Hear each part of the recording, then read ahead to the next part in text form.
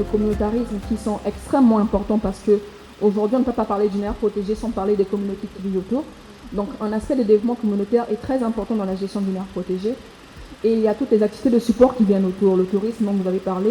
Il y a aussi un énorme aspect logistique parce que le grand challenge, surtout en République du Congo, pour la gestion de certaines aires protégées, c'est qu'elles sont extrêmement éloignées des zones urbaines. Dans tout ce qui concerne la gestion d'une aire protégée, c'est penser comment on peut exploiter durablement, pas consommer, mais exploiter dans une façon où ça va continuer à gérer la vie pour tout le monde.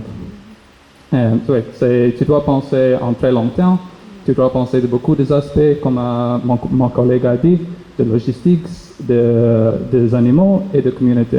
C'est axé sur trois choses toujours. Nous avons fait un diagnostic, on a discuté avec les populations et à plus de 90%, ce qui est un peu inédit quand même, à plus de 80%, les populations, ce qu'on appelle les populations locales, donc les communautés elles-mêmes, nous ont demandé très rapidement de mettre en place l'aire protégée. Il est facile dans une localité d'accepter le médecin, l'enseignant, mais pas celui qui vient avec des restrictions. C'est ce que nous rencontrons. Vini parlait de la surveillance, de l'application de la loi. Et ça, c'est pas facile avec les communautés qui ne dépendent que des ressources de la forêt. Il y a beaucoup d'intérêt de nos jours maintenant pour ces aires protégées-là, surtout pour Dzala. Nous avons aussi un intérêt au niveau communautaire parce que les communautés, à force de grande sensibilisation, c'est vrai que c'est toujours un défi, mais à force de sensibilisation, on finit par comprendre que ça peut être une source de revenus supplémentaires.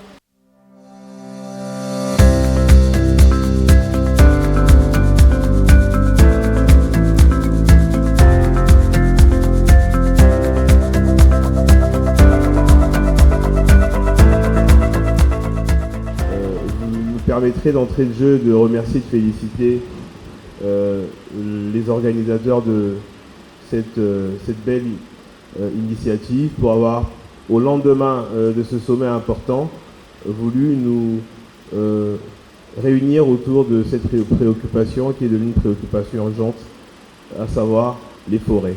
Vous avez des ateliers qui ont des machines-outils, donc des combinés de 6-7 opérations, des toupies, ainsi de suite. Rien que dans ce domaine, dès lors que vous vous dites « je vais faire ça, mais je vais le faire mieux », parce que ce qui est bien fait est assez rare dans notre environnement de la deuxième et troisième transformation du bois, dès que vous dites « je vais faire les choses différemment, je vais les faire mieux », il y a opportunité. Alors ce sont des opportunités que la jeunesse doit exploiter. Et une autre chose, ils cherchent toujours, toutes les industries forestières, d'exploitation forestière, ils vous disent qu'ils ont un problème commun. La plupart de leurs employés sont des gens qui ont appris sur l'État. Et ils ne font que répéter, ils n'ont pas un bon bagage intellectuel, ils ne font que répéter les mêmes erreurs toujours. Les mêmes erreurs.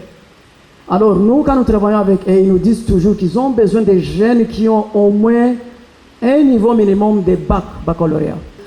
Le message, en fait, n'est pas vraiment bien perçu auprès des jeunes parce qu'actuellement, quand on parle de menuiserie en République du Congo, on a souvent tendance à marginaliser, comme j'ai eu à dire. Il est important, dans un contexte d'adéquation formation-emploi, que les jeunes, à l'image de ce qu'on est en train de faire maintenant, comprennent la pertinence et l'importance de se tourner vers la biodiversité, vers l'environnement, vers les forêts. Parce que les forêts, en elles-mêmes, détiennent le secret de la vie, mais détiennent aussi la vie. Alors, le Forestival est pour nous donc l'élément qui doit réunir l'ensemble des jeunes autour d'une cause nationale. En effet, après le sommet des 3 bassins, qui a permis avec succès de promouvoir et sensibiliser dans sa dimension plutôt politique le partenariat concernant la conservation de la biodiversité et le financement pour la protection des grands bassins forestiers tropicaux, il est primordial que les jeunes s'emparent également des questions de gestion durable des forêts, afin de profiter d'événements comme le Forestival pour faire entendre leur voix. Alors que nous nous acheminons vers la COP28, qui qui se tient au début du mois de décembre prochain à Dubaï, aux Émirats arabes unis, les défis dans la préservation des ressources forestières restent plus que jamais d'actualité et ont pour nom la lutte contre la déforestation, la lutte contre la perte de la biodiversité, la lutte contre le réchauffement climatique, la lutte contre les conflits de plus en plus meurtriers liés à l'usage des ressources naturelles.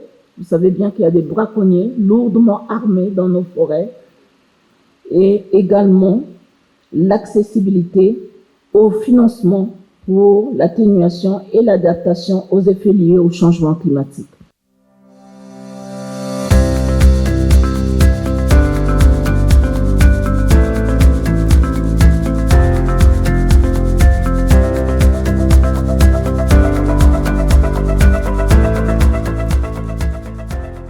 Donc, je suis basé du bois, et du bois, à cause du bois, je sors du raffia, comme vous venez de le constater, et je vais là la sonja. Donc, le bois, c'est notre, comment dirais-je, le produit qui nous permet de vivre. Je remercie le Forestival et tout, ça me fait énormément plaisir de continuer ici, de venir nous exposer tous nos matières d'art et tout.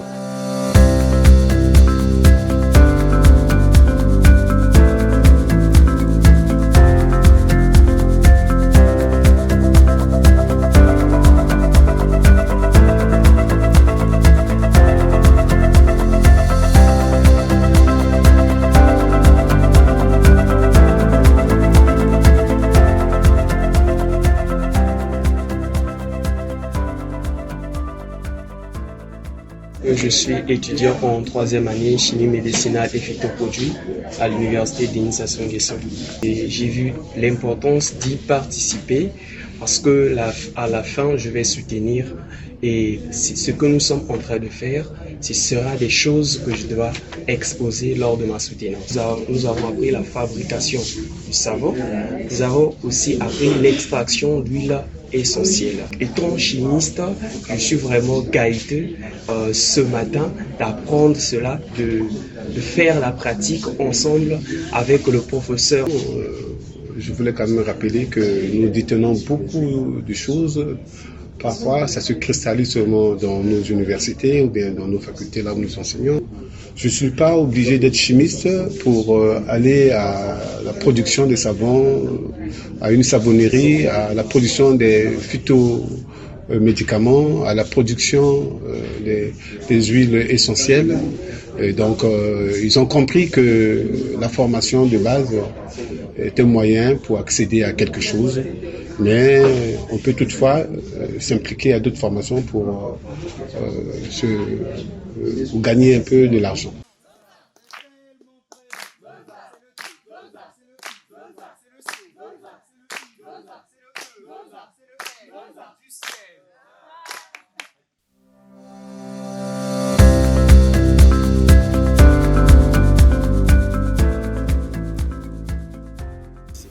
On nous a appris la recette par rapport à l'ail, un bio-insectifuge et insecticide, parce que cela nous permet déjà de lutter contre les fongicides, c'est-à-dire les champignons microscopiques qui malheureusement attaquent plusieurs de nos cultures et difficile d'avoir des bonnes récoltes à la fin et de mieux vendre.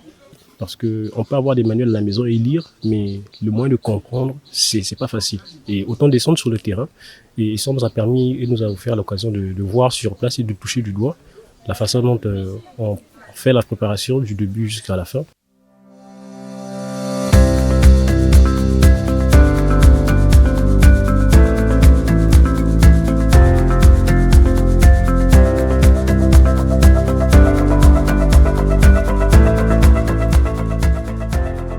Il s'agissait de donner à ces activistes qui sont ici dans tout ce qui est protection de l'environnement, développement durable, il y a aussi les étudiants qui sont ici là, de leur donner des outils, des bases, des fondamentaux de la création de contenu sur le net, sur le web. Et donc, on a parlé du blogging. Les gens pensent que ça tend à disparaître, mais c'est faux. Aujourd'hui, les créateurs contenu sur Facebook, sur YouTube sont considérés aussi comme des blogueurs. J'ai appris aujourd'hui, oui, mais en sortant, je vais relier l'information à ces personnes qui nous suivent sur nos réseaux sociaux. Je veux utiliser le domaine le plus connu comme voilà, la musique, c'est tout le monde. Hein. Je vais utiliser ce domaine-là pour essayer de sensibiliser aussi ce public-là dans la protection de l'environnement, dans le respect de la nature et de ses lois.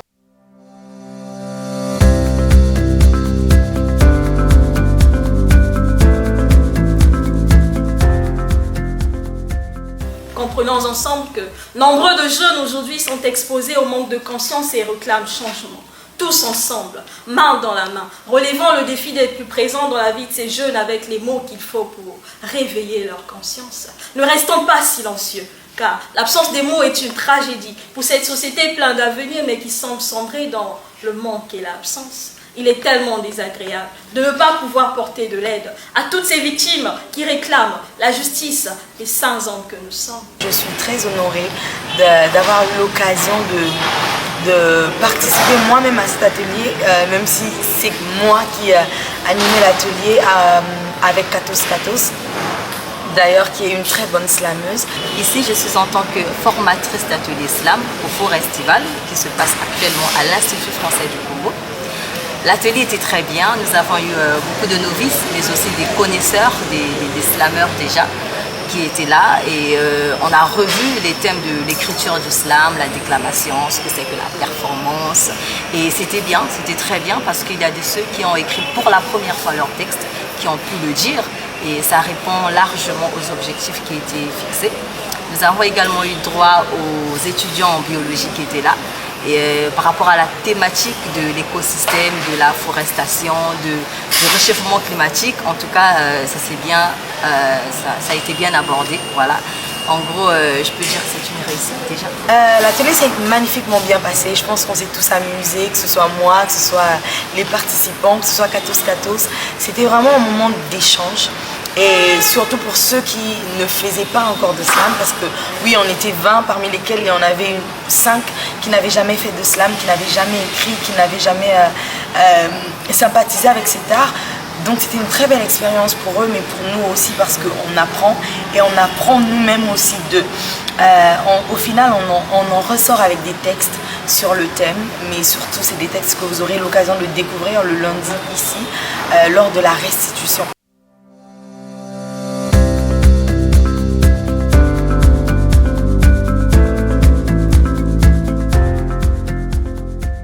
C'est toujours important de planter les arbres. Pourquoi? Parce que là où nous sommes, par exemple, nous avons un souci d'érosion.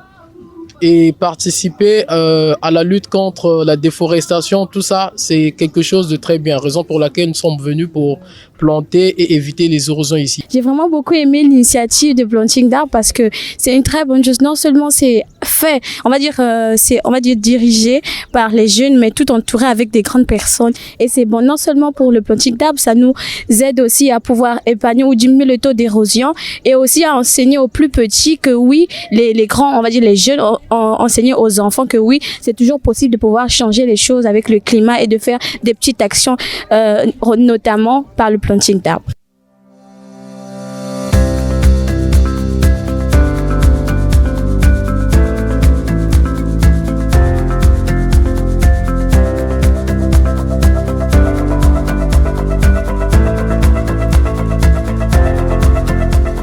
Ces mêmes habitants qui te violent sont les mêmes qui t'empêchent de produire.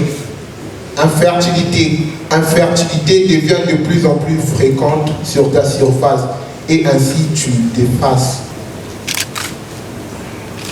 Nous retrouvons ce jour à l'occasion de la cérémonie de clôture du festival de découverte et de sensibilisation sur la forêt en sigle Forestival, sous le thème général « Protection, conservation et exploitation durable des ressources forestières du Congo pour un avenir meilleur ».